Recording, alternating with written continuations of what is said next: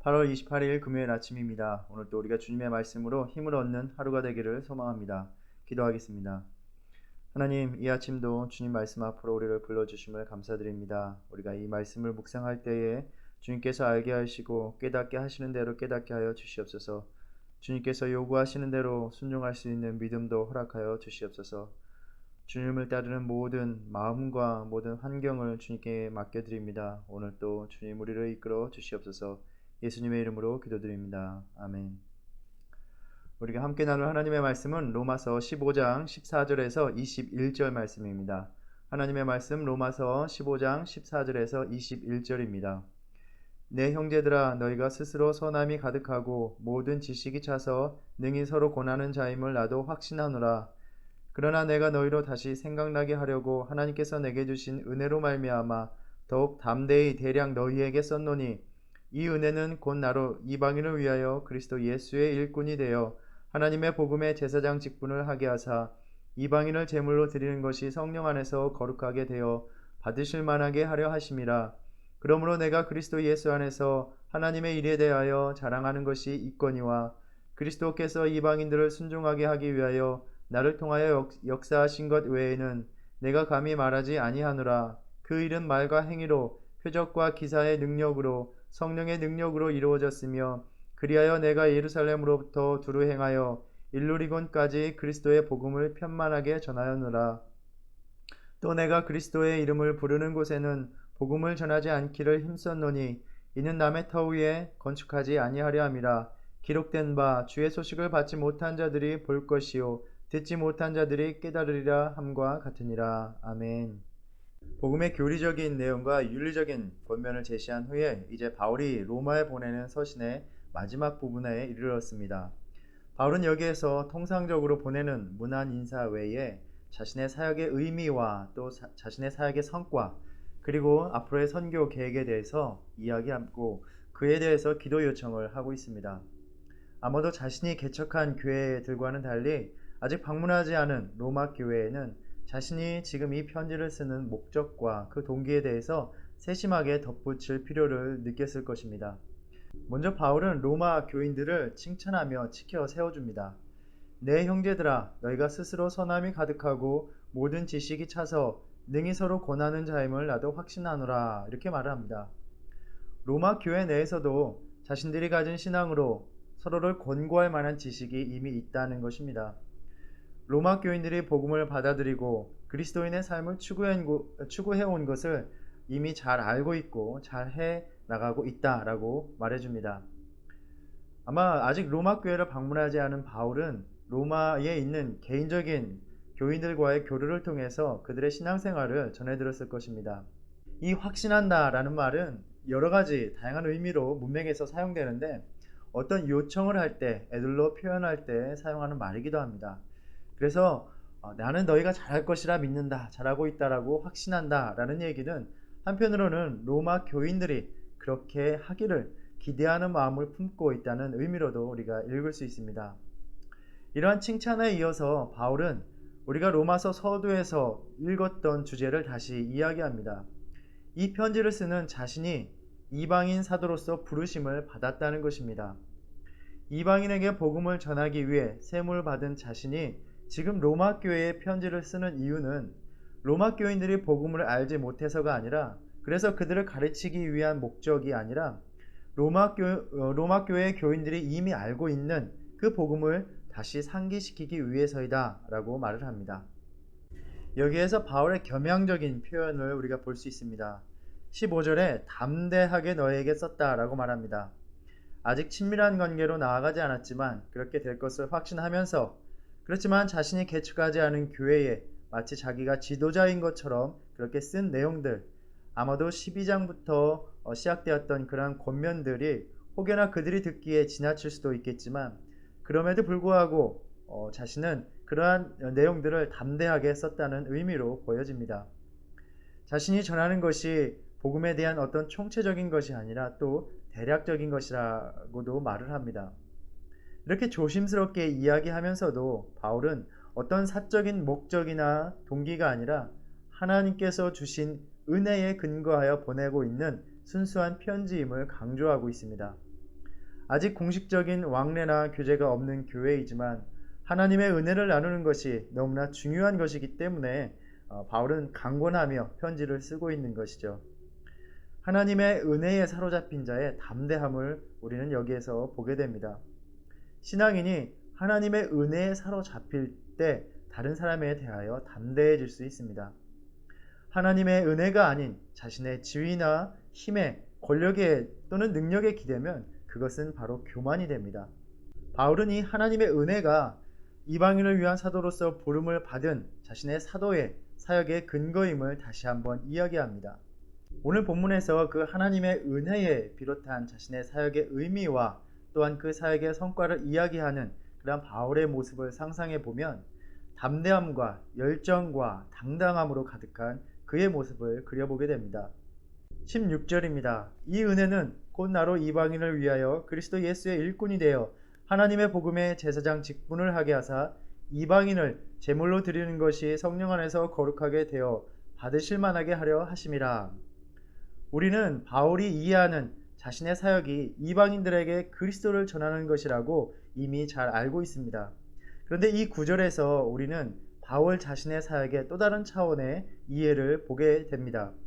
즉 바울은 자신의 복음 사역에 제의적인 의미를 부여하면서 자신을 제사장직을 수행하는 제사장으로서 해석하고 있는 것이죠. 바울은 자신이 제사장으로, 이방인들은 하나님께 드리는 예배자들로, 제물로, 또 그리스도는 그 제물을 받으시는, 제사를 받으시는 대상이 되고 있습니다. 바울 서신의 다른 구절을 보면 빌립보서 2장 16절에서 바울은 자기 자신과 이방인 교인들의 믿음을 하나님께 바치는 제물로서 이해한 적이 있습니다. 그 구절에 보면 만일 너희 믿음의 제물과 섬김 위에 내가 나를 전제로 드릴지라도 나는 기뻐하고 너희 무리와 함께 기뻐하리니 라고 말을 하고 있습니다. 예수님께서 우리에게 내려주신 지상 최대의 명령인 복음 사역을 제사장직으로 이해하는 그 바울의 이해가 오늘날 우리의 사역의 의미를 되돌아보게 하고 있습니다. 제사장의 책임 중에 하나가 바로 예배자를 통해 드려지는 제사, 또 그 제물이 하나님께 받아들여질 만한 것인지를 점검하는 것입니다. 하나님께 드리는 제사가 잘 준비되어지지 않는 것은 바로 제사장의 책임입니다. 흠이 있거나 더럽혀진 것은 하나님께 바쳐질 수 없고, 또 무엇보다 하나님께서 명하신 그대로 올바른 방법으로 드려져야만 합니다. 바울의 책임은 이방인들이 드리는 순종, 그들의 믿음이 하나님께 용납될 만한 것으로 드려지도록 점검하는 것, 그들을 가르치는 것입니다. 그러니까 올바른 믿음의 내용을 전하고 그 믿음이 삶으로 나타나도록 끊임없이 권면하고 돌보는 것이죠. 그래서 우리가 묵상하였듯이 바울은 복음의 내용을 전한 후에 12장부터 그 1절에서 이제 너희 몸을, 너의 삶의 모든 부분을 하나님이 기뻐하시는 거룩한 산 제물로 드리라고 권면하고 있습니다. 이를 통해 볼 때 복음 전파는 단지 사람들에게 복음을 전달하기만 하면 되는 것이 아님을 보게 됩니다. 우리가 전하는 그 복음에 책임을 져야 하는 것입니다. 복음을 접하는 이들에게 하나님의 은혜로운 복음의 소식에 어떻게 반응해야 되는지 우리의 말과 행위로, 삶의 모습으로 끊임없이 보여주어야 합니다. 오늘날 사람들이 복음을 올바로 대하지 못하는 문제는 어쩌면 이 제사장직을 수행해야 하는 우리에게 있다고도 생각해 볼 수 있습니다. 계속해서 제사장의 역할을 우리가 생각해 보면 제사장은 제사를 드리는 예배자를 위해서 하나님께 나아가는 사람입니다. 즉 자신이 늘 하나님께 나아갈 준비, 성결함으로 준비되어야 하는 사람입니다. 역대하 29장에 보면 히스기야가 예배를 회복하고 회중들에게 하나님께 바칠 제물을 가져오라 이렇게 명합니다. 사람들이 많은 제물을 가져옵니다. 그렇게 주님께 드리는 많은 제물을 드려야 하는데 준비된 제사장이 부족하였습니다. 제사장들이 자신들을 성결하게 하여서 하나님께 드릴 제사를 감당할 수 있는 그 준비의 상태가 되어 있지 않았던 것입니다. 우리가 복음을 전하는 데 있어서 제사장직을 수행한다는 것은 우리 자신이 먼저 하나님 앞에 나아갈 준비가 늘 되어 있어야 한다는 말이기도 합니다. 우리 자신이 하나님 앞에 온전히 나아가지 못할 때는 제사장직을, 즉 복음 전파하는 그 일을 감당할 자격이 없다는 의미입니다. 거룩하지 않은 제사장이 드리는 그 예물을, 그 제사를 하나님께서 기뻐 받으실 수 없는 일입니다. 이런 의미에서 우리 각자 또 우리 공동체는 거룩한 제사장이 되어 하나님 앞에 서 있는지를 늘 돌아보아야 하겠습니다. 우리 공동체를 위하여 하나님께 나아가는 영혼들이 하나님이 기뻐하시는 제물이 될 수 있도록 제사장된 우리의 삶과 우리 공동체의 신앙의 사역이 거룩히 구별될 수 있도록 우리가 늘 힘쓰고 기도하는 저와 여러분이 되기를 바랍니다. 그러나 우리가 또 이 제사장직에 대해서 생각해 보면서 우리가 잊지 않아야 할 것은 바로 언제든지 우리를 하나님 앞으로 이끌어 주시는 그 거룩한 제사장이 바로 우리에게 있다는 사실입니다. 히브리서에서 제사장 되신 예수님에 대해서 말을 하고 있죠. 그러므로 자기를 힘입어 하나님께 나아가는 자들을 온전히 구원하실 수 있으니 이는 그가 항상 살아계셔서 그들을 위하여 간구하심이라. 이러한 대제사장은 우리에게 합당하니 거룩하고 악이 없고 더러움이 없고 죄인에게서 떠나 계시고 하늘보다 높이 되시니라. 우리의 삶이 하나님께 드릴 제물로서 흠투성이이지만 그분의 보혈의 피로 우리를 거룩하게 하사 하나님이 받으실 만한 제물이 되게 하시는 예수님이 우리의 대제사장으로 계시다는 말입니다. 오늘도 우리가 이 대제사장의 은혜를 힘입어 우리의 부족함에도 하나님께 나아가는 은혜를 누리는 그러한 삶을 사시기를 축복합니다. 이 은혜에 힘입어 오늘도 우리에게 맡겨주신 그 제사장직을 수행하는 저와 여러분이 되기를 소망합니다.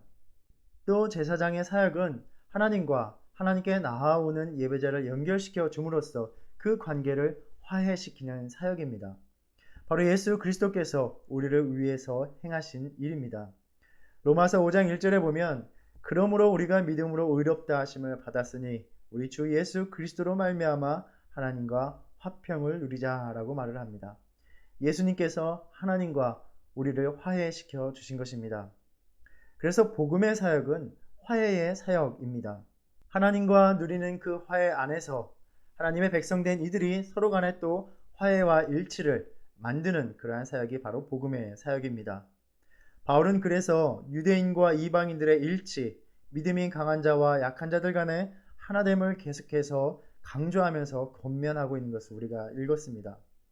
그리고 이러한 일치의 목적의 하나로서 우리가 다음에 이어지는 본문에서 예루살렘으로 이방인들의 헌금을 가지고 가려고 하고 있음을 밝히고 있습니다. 그러니까 헌금을 가지고 가는 것은 단지 재정적인 지원을 하는 것뿐만이 아니라 이방인과 유대인 간의 화해라는 아주 큰 목적, 큰 의미가 있었던 것입니다.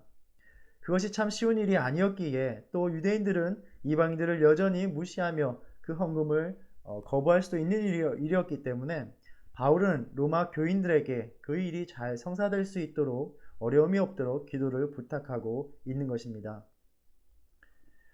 복음의 사역이 올바로 행해진다면 그곳에는 늘 화해의 역사가 일어나야 됩니다. 그러나 오늘날 오히려 그리스도인들이 갈등과 다툼의 중심에 서 있는 것을 많이 보게 되면서 참 안타깝습니다. 복음을 자신의 정치적인 목소리를 내는 수단으로 이용하고 신앙의 목소리를 내는 그 방법과 과정이 예수님께서 우리에게 가르쳐 주신 또 성경이 가르쳐 주는 것과 전혀 동떨어져 있음을 우리는 많이 보게 됩니다. 자신에게 침뱉고 조롱하는 이들 앞에서 묵묵히 십자가를 지셨던 예수님의 모습, 또 우리가 묵상했듯이 너희를 박해하는 자를 축복하고 저주하지 말라는 사도 바울의 가르침을 다시 기억하면서 화해를 이루어내는 사역을 위해 주님께서 오늘날 우리의 삶에서 요구하시는 삶의 모습이 무엇인지를 다시 한번 묵상하며 돌아보아야 하겠습니다. 하나님께 드려지는 예물은 거룩해야 됩니다. 평범한 것 중에서 구별되어서 거룩하게 주님께 드려집니다. 이렇게 거룩하게 하는 힘이 바로 성령으로부터 나옵니다. 우리의 부족한 삶이 성령의 인도함을 받아서 하나님께 바쳐질 거룩한 삶, 성화의 삶으로 나아가게 됩니다. 그래서 바울은 이방인을 제물로 드리는 것이 성령 안에서 거룩하게 된다라고 말을 하고 있습니다. 즉 복음의 사역은 또 성령의 사역입니다. 그래서 주님은 우리에게 복음의 사역을 위임하시면서 오직 성령이 너희에게 임하시면 너희가 권능을 받고 예루살렘과 온 유대와 사마리아와 땅끝까지 이르러 내 증인이 되리라 이렇게 말씀하셨습니다. 바울은 자신이 감당하는 이 복음 사역이 이러한 의미가 있기 때문에 비로소 자기가 행하는 하나님의 일에 대하여 자랑할 근거가 있다고 말을 하고 있습니다. 주님이 나를 통해서 나를 사용하셔서 역사하신 것일 뿐이다 라고 말합니다. 바울이 복음 사역을 감당하면서 너무나 놀라운 역사가 많이 일어났습니다. 바울의 말과 행위뿐만이 아니라 그 가운데 표적과 기사의 능력이 나타났습니다. 예루살렘으로부터 일루리곤까지 복음을 편만하게 전하였노라 라고 말을 합니다. 말 그대로 하면 복음으로 다 채웠다 라는 말입니다. 성서 지도를 보면 일루리곤은 마게도냐의 북쪽 지방입니다. 그러니까 바울은 그 당시 생각되었던 로마 제국의 동부 지역을 자신이 복음으로, 복음 사역으로 다 채웠다라는 아주 담대한 고백을 하고 있습니다. 참으로 대담한 고백이죠. 이런 바울처럼 우리도 언젠가는 내가 하나님을 위해서 이렇게 열심히 사역을 감당했다고 당당하게 말하고 싶지 않습니까? 참 부럽습니다. 우리는 늘 같은 도전을 받습니다. 여러 가지 계기로 우리 교회에 서신 여러 강사님들의 간증들을 통해서 또 요즘 온라인을 통해 접하는 많은 사람들의 깊은 신앙 고백을 통해서 어떤 사람들은 이렇게 헌신된 삶을 하나님께 자신의 삶을 바치는구나 하는 도전을 받습니다. 신앙인으로서 우리 역시 그렇게 살고 싶은 마음이 아주 간절합니다. 그런데 그렇게 되지가 않습니다. 왜 그럴까요? 그렇게 신앙 고백은 하고 싶지만 그렇게 사는 것이 두렵습니다. 내 인생 다 내려놓고 주님께 다 맡기는 것이 너무나 불안합니다. 빌립보서 3장에서 바울은 이렇게 말을 합니다. 무엇이든지 내게 유익하던 것을 내가 그리스도를 위하여 다 해로 여길 뿐더러 내 주 그리스도 예수를 아는 지식이 가장 고상하기 때문에 내가 그를 위하여 모든 것을 잃어버리고 배설물로 여김은 그리스도를 얻고 그 안에서 발견되려 함이라. 우리도 참 그러고 싶습니다. 그렇죠? 그런데 그렇게 살기로 결심하는 순간부터 우리에게 불안과 두려움이 엄습해 옵니다. 인생의 좋은 것을 다 내려놓고 살아가면 내 인생이 과연 복될까? 과연 내가 주님만을 섬기며 기쁨으로 살아갈 수 있을까? 주님을 위해 겪는 어려움의 삶에 부딪힐 때 후회가 되지 않을까? 참 좋은 신앙인이 되고 싶기도 하지만 인생의 유익한 것들도 내려놓고 싶지가 않습니다. 그렇게 내적 갈등으로 사는 삶이 계속되면서 우리의 인생은 그저 흘러가기만 합니다. 그렇게 주님을 향한 헌신과 인생의 욕망 사이에 갈등하면서 주어진 한정된 우리의 인생에서 하나님의 뜻대로 살아갈 수 있는 시간이 점점 더 줄어든 인생의 시점에 선 우리 자신을 발견하곤 합니다.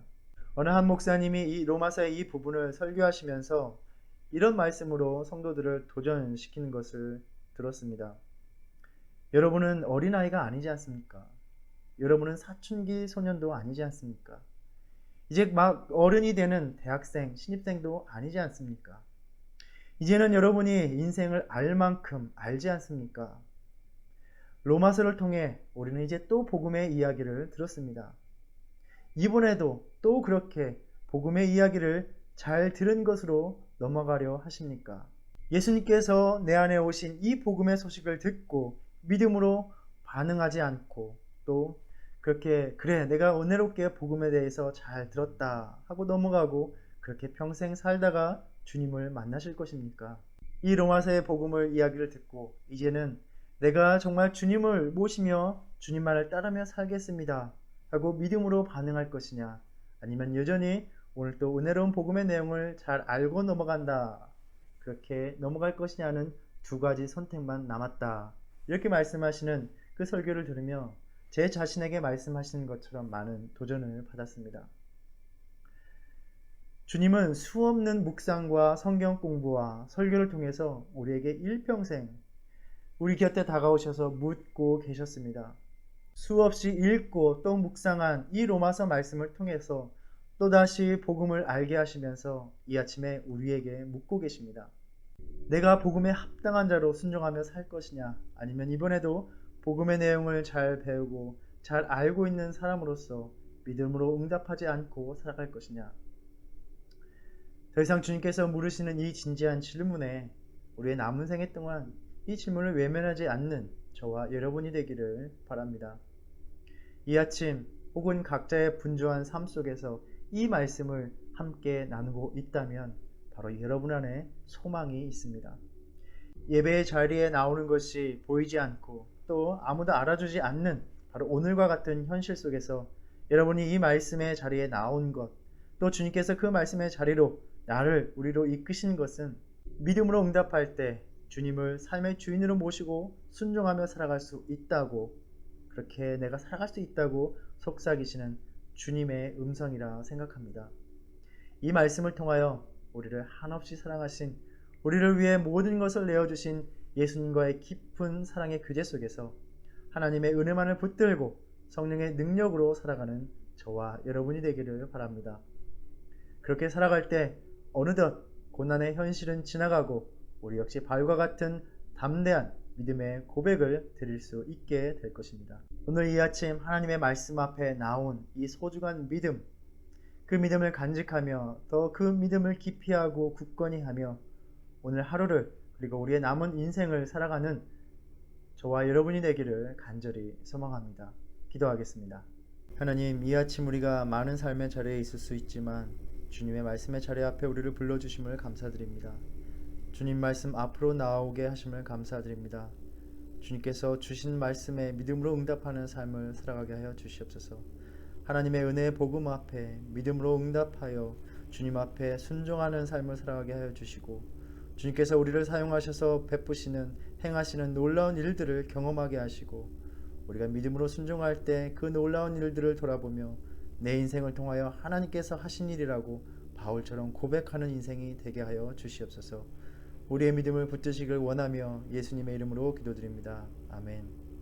하늘에 계신 우리 아버지여, 이름이 거룩히 여김을 받으시오며 나라의 임하옵시며 뜻이 하늘에서 이룬 것 같이 땅에서도 이루어지이다. 오늘날 우리에게 일용할 양식을 주옵시고 우리가 우리에게 죄진 죄를 사하여 준 것 같이 우리의 죄를 사하여 주옵시고 우리를 시험에 들게 하지 마옵시고 다만 악에서 구하옵소서. 나라와 권세와 영광이 아버지께 영원히 있사옵나이다. 아멘.